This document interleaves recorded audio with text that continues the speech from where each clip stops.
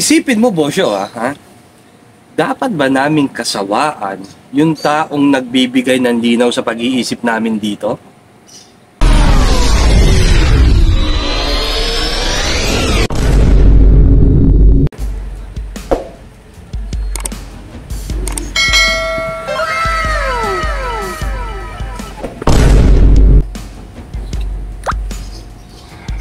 Bosyo?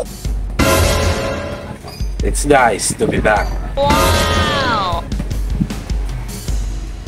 Welcome back, Bosyo. Welcome back. Saan punta galing? Wow! Oo nga pala.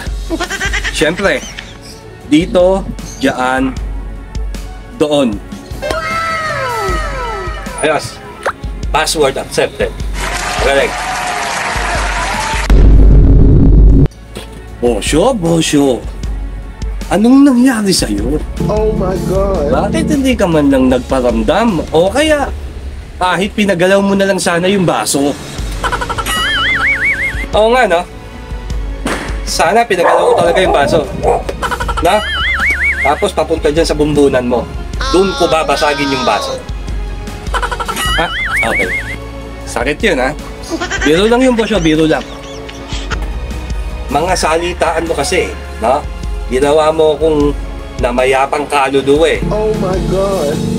Ay, hindi man sa ganun, Bosyo eh. Ako ay nagbibiro lamang. Kaya paumanhin, Bosyo, kung nabiro kita, kung medyo nasaktan ka sa sinabi ko. Biro lang yun. Okay, abot ko naman eh. Biro. Sige, ayos na yun.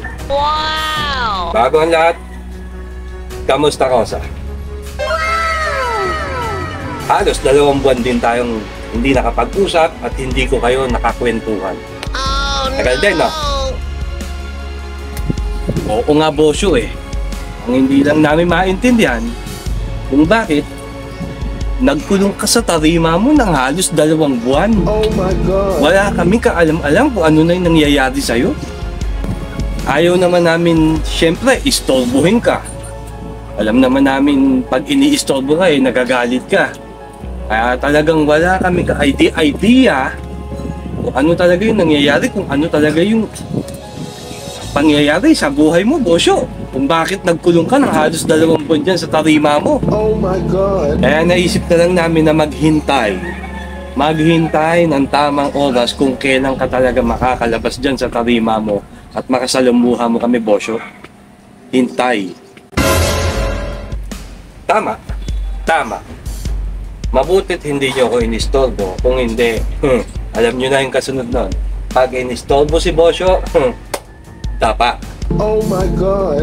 Ganito lang naman kasi, Jose. Nagmukmuk lang ako. Ibinagtolino ko lang yung sarili ko.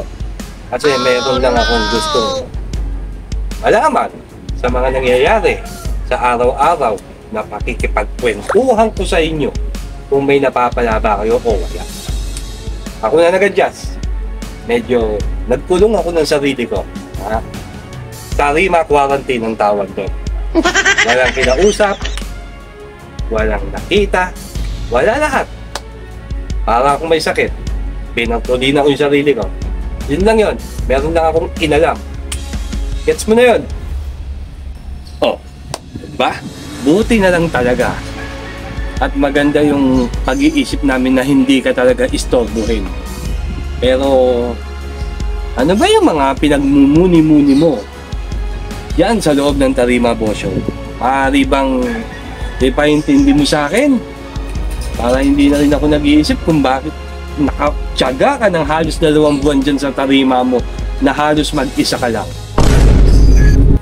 Total, lumabas na nga ako sa Bartolina ko. Okay, pwede naman siguro. Oo naman. Sige, pwede kong sabihin sa'yo kung ano yung mga nararamdaman ko kung bakit ko ginawang ibartolina yung sarili ko. Pwede.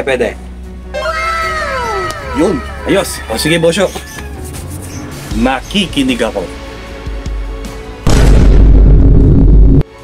Ganito, Rosa. Medyo, patulad nga sinabi ko, ako na nag-adjust. Nagmuni-muni muna ako sa tarima ko Kasi pakiramdam ko, sarili ko to eh, may pakiramdam ako na nagsasawa na kayo at naiirita na kayo sa laging pagsisermon ko sa inyo. Oh my God. Kaya ayun, nag-adjust ako, naglaylo ako, hindi ko muna kayo kinausap para baka sakali na maging matiwasay yung araw-araw na ginagawa nyo dito sa Bilibid nang hindi ko kayo sinesermonan. Baka sakaling maging masaya kayo sa parte na wala akong kinakausap sa inyo o hindi ko kayo binubungangaan. Tama o tama? Kasi alam ko naman na hindi nyo kayang sabihin sa akin ng rekta na, Bosyo, naiirita na kami sa'yo, naaasiwan na kami, naririndi na kami sa'yo sa mga sermon mo. Alam ko naman yun. Pero syempre, may pakiramdam naman ako. Ako na nag-adjust, naglaylo. Tinarima ako yung sarili ko, pinagtulin ako yung sarili ko. Para sa inyo, baka makakuha kayo ng kaligayahan na hindi ako makita at hindi marinig ang mga sermon ko. Nag-adjust ako para sa inyo. Ha? Ganon? Naku. Walang ganon, Bosyo. Mali ka nang iniisip, Bosyo. Maling mali. Maaaring mali ako sa iniisip ko. Pero alam ko, nararamdaman ko na nagsasawa at naaasiwa din kayo sa pagmumukha at boses ko. Another na pagkakamali mo na naman yan, Bosyo. Mali na naman yan. Yung boses na nagpapaintindi sa mga kamalian na nagawa namin sa laya. Boses na nagpapaalala sa amin, sa aming paglaya, kung ano yung mga bagay na dapat naming gawin at hindi namin dapat gawin. Wow! Mali ka nang iniisip kasi, Bosyo. Kailanman ay hindi namin dapat pagsawaan yung katulad mo, yung boses mo.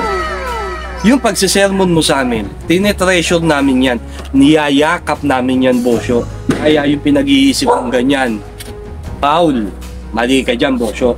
Mali. Alam mo din ba na nagpapasalamat kami dahil nandiyan ka para sa aming lahat? Alam mo ba na halos 2 buwan ay maraming nag-aabang sa'yo upang idulog ang kanilang problema at pag-aalinlangan? Ang masakit para sa kanila, bigo silang makita at makausap ka. Kasi nga, pinagtulinan mo yung sarili mo sa tarima mo, Bosyo. Dahil pakiramdam mo at iniisip mo na nagsasawa na kami sa mga sermon at sa mga pinagsasasabi mo sa aming lahat dito sa Bilibid. Hindi ganun, Bosyo.